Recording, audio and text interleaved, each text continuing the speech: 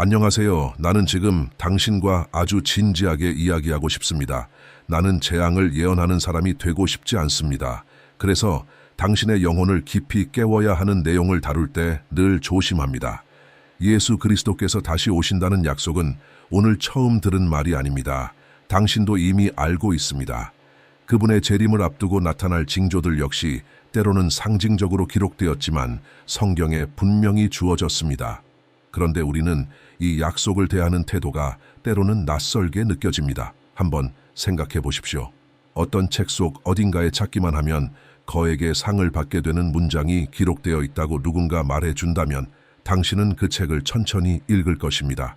여러 번 반복해서 읽을 것입니다. 조심스럽게 다시 읽으며 그 문장을 찾을 때까지 멈추지 않을 것입니다. 그 책임을 다른 사람에게 맡기지는 않을 것입니다. 그 사람이 먼저 찾으면 그 상은 그 사람의 것이 되기 때문입니다. 그러나 우리가 말하는 책은 이 세상의 어떤 재물보다도 더 귀한 것을 담고 있습니다. 구원을 담고 있습니다. 영원한 생명을 말하고 있습니다. 당신을 구원하시기 위해 오신 메시아를 증거합니다. 그런데도 우리는 이 진리를 찾는 책임을 다른 사람에게 넘겨버릴 때가 있습니다. 때로는 누군가가 성경에도 없는 말을 당당하게 전하는데도 깊이 살피지 않습니다. 당신이 직접 찾지 않기로 결정하면 결국 다른 사람의 정보에 머물게 됩니다.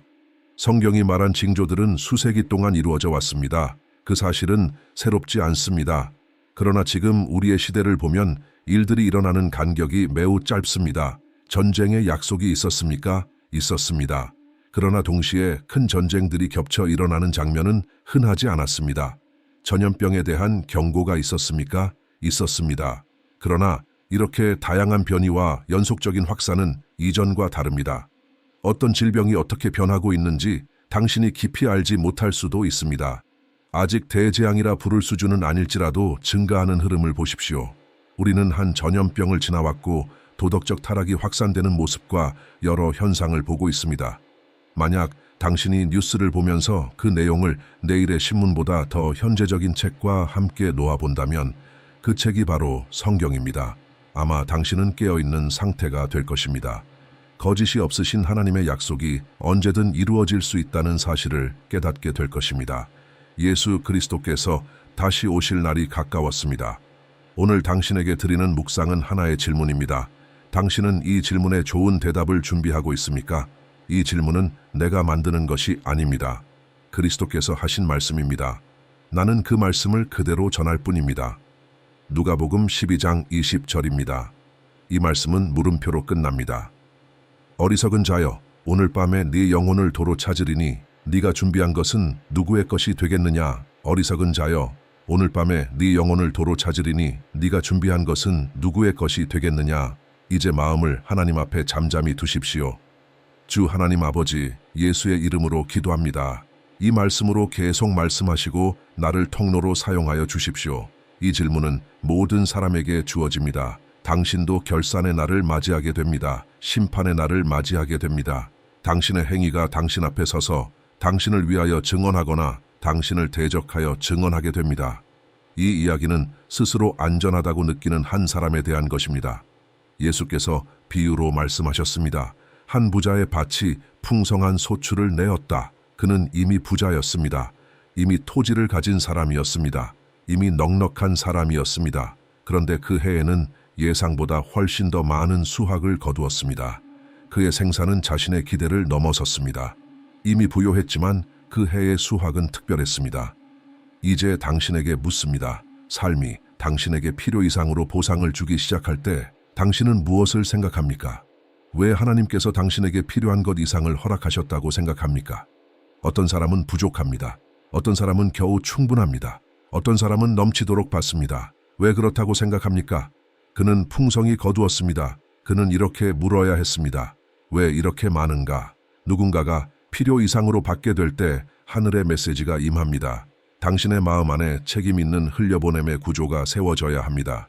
필요 이상으로 받을 때 하나님은 당신에게 다른 사람을 책임 있게 축복할 기회를 주십니다. 책임 있는 흘려보냄은 기생적인 삶을 후원하지 않습니다. 이용하는 사람을 키우지 않습니다. 게으름을 지속시키지 않습니다. 그것을 이해하지 못하면 실망하는 순간 흘려보내야 할 것을 막아버릴 수 있습니다. 그는 이미 부자였습니다. 그리고 더 부자가 될 가능성이 있었습니다. 그렇다면 그는 무엇을 깨달아야 했습니까? 삶은 하나의 구조 안에서 움직입니다. 당신은 이제 책임 있게 흘려보내는 법을 배워야 합니다. 안전하게, 신중하게, 좋은 땅으로 안정된 곳으로 흘려보내야 합니다. 정말로 도움이 필요한 사람, 어려운 시기를 지나는 사람, 위기와 역경 속에 있는 사람을 분별해야 합니다.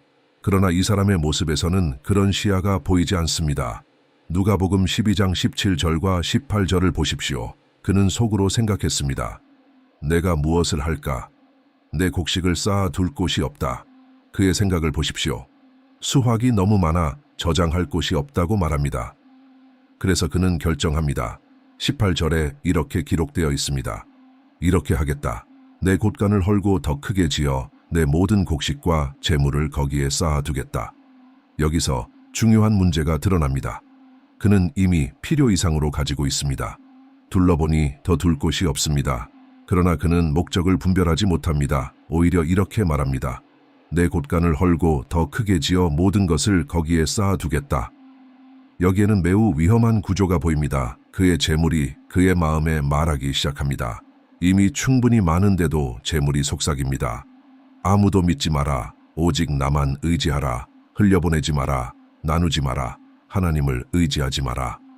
이 사람은 위험한 상태에 있습니다. 지금 자신에게 일어난 일이 다른 사람을 향한 기회일 수도 있다는 사실을 보지 못합니다. 당신은 이 말씀을 기억할지도 모릅니다. 하나님은 먹을 양식은 주시고 심을 씨도 주시며 씨, 뿌림을 자라게 하십니다. 나는 삶 속에서 한 가지를 배웠습니다. 당신에게 오는 모든 자원은 먼저 양식입니다. 양식은 당신을 위한 몫입니다. 당신의 수고의 열매입니다. 가정의 유산일 수도 있습니다. 어떻게 왔는지는 중요하지 않습니다. 그것은 양식입니다. 그중 작은 부분은 씨입니다. 왜입니까? 하나님의 나라에 심기 위함입니다. 이것이 성경적 원리입니다. 그리고 또 하나, 책임 있는 나눔의 영역이 있습니다.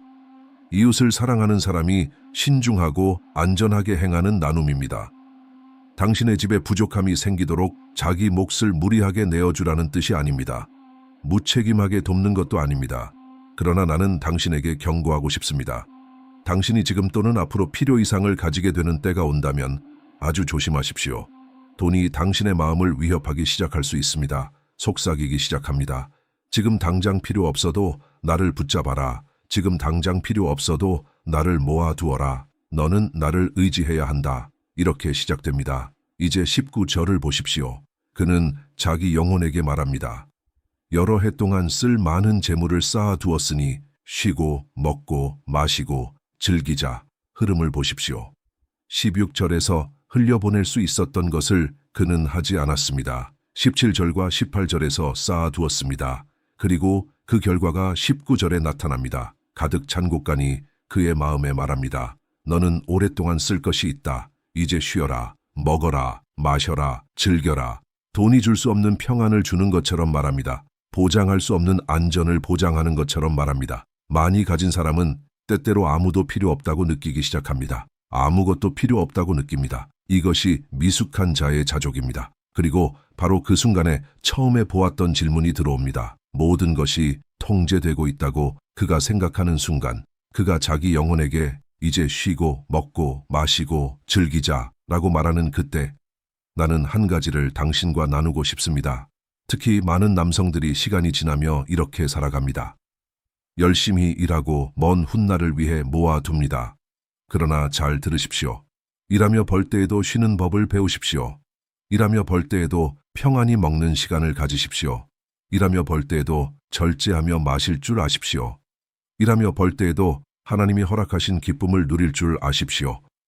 우리가 때로 범하는 실수가 있습니다. 많은 남성들은 이렇게 생각합니다. 더 나은 삶을 위해 돈을 벌겠다고. 그러나 인간의 마음에는 다른 생각도 존재합니다. 어쨌든 여기에는 중요한 메시지가 있습니다. 그는 안심합니다. 이제는 쉬겠다. 이제는 즐기겠다. 이것이 이 말씀의 흐름입니다. 이제 20절입니다. 그러나 하나님께서 그에게 말씀하셨습니다. 어리석은 자여. 그리고 이어집니다. 오늘 밤 네 영혼을 도로 찾으리니 이제 한 가지를 먼저 이해해야 합니다. 죽음이란 무엇입니까? 누가복음 12장 4절에 이렇게 기록되어 있습니다. 몸을 죽이고 그 후에는 더 이상 할 수 없는 자들을 두려워하지 말라. 그리고 5절입니다. 죽인 후에 지옥에 던져 넣는 권세가 있는 이를 두려워하라. 참으로 그를 두려워하라. 잘 들으십시오. 성경은 두 가지 죽음을 말합니다. 첫 번째 죽음은 육체의 죽음입니다. 이 죽음은 영이 몸에서 분리될 때 일어납니다. 사람은 몸과 영과 혼으로 이루어졌다고 자주 말합니다. 그러나 잘 보십시오.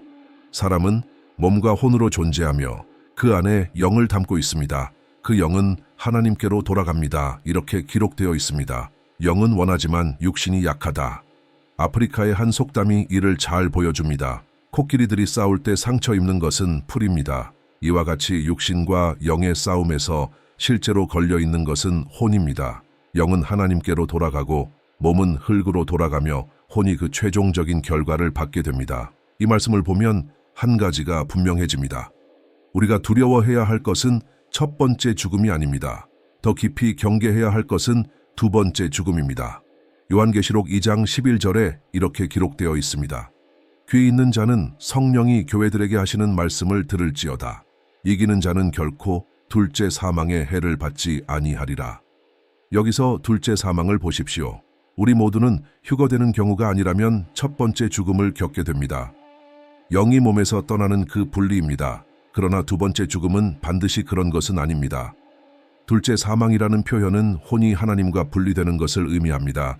이제 누가복음 12장 20절을 다시 보십시오. 어리석은 자여 오늘 밤 네 영혼을 찾으리니 네가 준비한 것은 누구의 것이 되겠느냐? 이 질문을 주의 깊게 보십시오. 누구의 것이 되겠느냐라는 말은 이미 한 가지 사실을 드러냅니다. 가능한 방향이 하나가 아니라는 뜻입니다. 만약 오직 하나의 결과만 있다면 이 질문은 필요하지 않습니다. 선택지가 있을 때에만 이 질문이 의미를 가집니다. 바로 이것을 예수께서 드러내십니다. 죽음 이후에 혼의 향방은 하나만 있는 것이 아닙니다. 고린도후서 6장 14절에는 이렇게 기록되어 있습니다. 의와 불의가 어찌 함께하며 빛과 어둠이 어찌 사귀며 그리스도와 벨리알이 어찌 조화를 이루며 믿는 자와 믿지 않는 자가 어찌 함께하겠습니까? 보십시오. 모든 표현에는 분명한 대조가 있습니다. 서로 반대되는 두 방향입니다. 예수께서 누구의 것이 되겠느냐라고 물으실 때 그 질문은 바로 이 갈림길을 가리킵니다. 하나님께 속하겠습니까? 벨리알에게 속하겠습니까? 빛에 속하겠습니까? 어둠에 속하겠습니까? 의에 속하겠습니까? 불의에 속하겠습니까? 이 질문은 매우 중대합니다. 왜냐하면 걸려있는 것은 당신의 혼이기 때문입니다.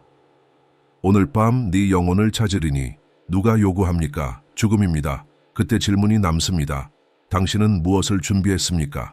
사람이 살아있을 때는 이 문제를 깊이 생각하지 않을 수 있습니다. 그러나 그 순간이 오면 모든 가치가 달라집니다. 그때 당신의 차의 가치는 아무것도 아닙니다. 학위의 가치도 아무것도 아닙니다. 영혼의 문제 앞에서는 돈의 가치도 아무것도 아닙니다. 돈은 여행과 소비에는 쓸모가 있습니다. 그러나 영혼의 목적지 앞에서는 이미 경계가 지나갔습니다. 돈은 이쪽에 남아 있습니다. 그래서 이 문제를 외면하는 사람을 성경은 어리석다고 말합니다. 영혼의 향방을 돌보지 않는 삶은 어리석음입니다. 이것은 일시적인 문제가 아니라 영원한 문제이기 때문입니다. 그래서 질문이 다시 울립니다. 당신은 무엇을 준비했습니까? 죽음이 두 가지라면 첫 번째는 육체의 죽음입니다. 그리고 여기서 하나의 물음이 생깁니다. 당신은 그 죽음을 준비하고 있습니까? 육체의 죽음은 언제든 찾아올 수 있습니다. 그래서 준비하는 것은 지혜입니다. 누군가가 그 날을 대비하여 가정을 돌보고 책임을 정리해 두었다면 그는 첫 번째 죽음에 대해서는 준비가 된 것입니다. 그러나 더 중요한 것이 있습니다. 예수께서 물으신 것은 첫 번째 죽음이 아닙니다. 그의 가장 큰 문제는 첫 번째 죽음이 아니었습니다. 두 번째 죽음이었습니다. 어리석은 자여, 오늘 밤 내 영혼을 찾으리니. 첫 번째 죽음은 몸을 요구합니다. 두 번째 죽음은 혼에 이릅니다. 그리고 질문이 이어집니다. 네가 준비한 것은 누구의 것이 되겠느냐? 이제 당신에게 네 가지 질문을 조용히 드리고 싶습니다. 이 네 가지의 예 라고 대답할 수 있다면 당신은 둘째 사망을 어떻게 대비해야 하는지 알게 됩니다. 첫 번째 질문입니다. 당신은 육체의 죽음 이후에도 생명이 있다고 믿습니까? 영원한 생명을 믿습니까? 이 사실을 부정하면 사람은 이 땅의 삶이 전부인 것처럼 살게 됩니다. 그러나 성경은 그 이후를 말합니다. 두 번째 질문입니다. 당신은 둘째 사망을 피하는 길을 알고 있습니까? 첫 번째 죽음은 피할 수 없습니다. 다윗이 말한 것처럼 모든 사람이 가는 길입니다. 그러나 두 번째 죽음은 반드시 그런 것은 아닙니다. 그 길을 모르면 피할 행동도 할 수 없습니다. 그래서 세 번째 질문이 이어집니다. 당신은 예수 그리스도를 당신의 주와 구주로 영접했습니까? 영원한 생명을 믿고 둘째 사망을 피하는 길을 깨달았다면 혼의 안전은 그리스도 안에 있습니다. 십자가에서 흘리신 피가 죄의 값을 이미 치르셨습니다. 네 번째 질문입니다. 당신의 삶은 순종과 믿음과 이웃 사랑으로 세워져 있습니까? 하나님께 대한 순종, 이해를 넘어서는 믿음, 그리고 진실한 이웃 사랑. 이 네 가지에 당신이 예라고 말할 수 있다면 당신의 길에는 분명한 방향이 있습니다. 그러나 하나라도 아니오라면 지금은 진지하게 돌아볼 시간입니다. 이 문제는 가벼운 일이 아닙니다. 기억하십시오. 둘째 사망은 첫 번째 죽음이 오기 전에만 이길 수 있습니다. 당신이 살아있는 동안에만 결정할 수 있습니다. 히브리서 9장 27절에 이렇게 기록되어 있습니다. 한 번 죽는 것은 사람에게 정해진 것이요 그 후에는 심판이 있다. 결정 이후에 다시 돌아와 고칠 기회는 없습니다. 그래서 이 결정을 미루는 것은 영혼의 미래를 위험에 두는 일입니다. 아무도 그 날과 그 때를 알지 못합니다. 또 한 가지, 다른 사람의 나쁜 모습을 보며 자신의 영혼을 방치하지 마십시오. 당신 앞에 서게 될 것은 오직 당신의 삶입니다. 1000명이 당신 곁에서 넘어지고 10,000명이 당신 오른편에서 넘어져도 당신까지 넘어질 필요는 없습니다. 마지막으로 그리스도의 피와 말씀에 대한 순종과 살아있는 믿음과 선한 행위 사이의 균형을 지키십시오. 믿음 없이 순종하려 하지 마십시오. 그리스도의 피를 인정하지 않고 행위만 붙잡지 마십시오. 믿음이 있다고 하면서 삶으로 나타내지 않는 상태에 머물지 마십시오. 둘째 사망을 이기기 원한다면 이 부분을 정직하게 살펴보아야 합니다. 그 질문이 당신 앞에 올 때 네가 무엇을 준비했느냐? 그때의 대답은 이미 준비되어 있어야 합니다. 첫 번째 죽음은 많은 사람이 준비하려 합니다. 그러나 두 번째 죽음의 준비는 영적인 문제입니다. 나는 죽음 이후의 생명을 믿습니다. 나는 둘째 사망을 피하는 길을 압니다. 나는 예수 그리스도를 나의 주와 구주로 영접했습니다. 그리고 순종과 믿음과 이웃 사랑 안에서 살기를 원합니다.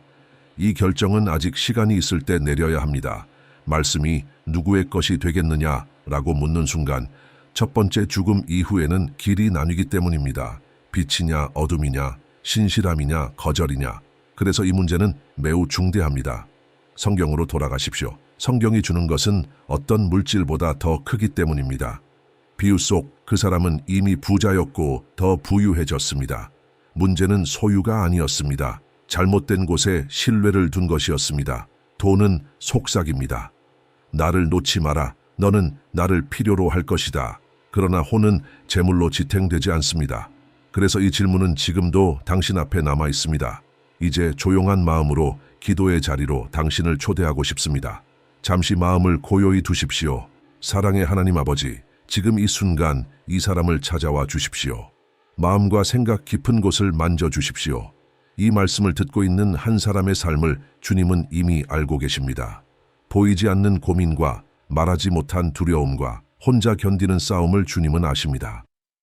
누가복음 12장에서 영혼의 중요함을 깨우쳐 주신 것처럼 지금 이 사람의 마음에도 빛과 분별을 허락하여 주십시오. 아직 예수 그리스도를 구주로 영접하지 않았다면 지금 이 순간 믿음이 일어나게 하십시오. 진실한 회개가 일어나게 하시고 주님께로 온전히 돌아오게 하십시오. 그리고 이미 주님을 믿고 있는 사람이라면 지금 이 순간 믿음을 새롭게 하십시오. 순종을 더 깊게 하시고 말씀을 향한 사랑을 더 뜨겁게 하시며 주님과 더 가까이 걷게 하십시오. 마음을 지켜주시고 생각을 붙들어 주시며 주님 앞에 서는 그날까지 바른 길로 인도하여 주십시오. 예수님의 이름으로 기도합니다. 아멘. 이 메시지가 당신의 마음에 닿았다면 진심으로 부탁드리고 싶습니다. 채널을 구독해 주십시오. 당신의 구독은 이 콘텐츠가 의미 있는 말씀임을 알고리즘이 이해하도록 돕고 이 말씀이 더 많은 사람에게 전해지도록 돕습니다. 오늘 이 메시지가 당신에게 분별을 주었거나 평안을 주었거나 마음을 깨웠다면 앞으로도 이 말씀의 여정을 함께 걸어가 주십시오. 그리고 댓글도 남겨주십시오. 오늘 메시지 가운데 당신의 마음을 가장 깊이 움직인 부분이 무엇인지 나누어 주십시오. 당신의 고백과 나눔이 이 말씀에 도달할 또 다른 사람에게 평안과 깨달음이 될 수 있습니다. 곧 다시 하나님의 말씀으로 당신을 찾아뵙겠습니다.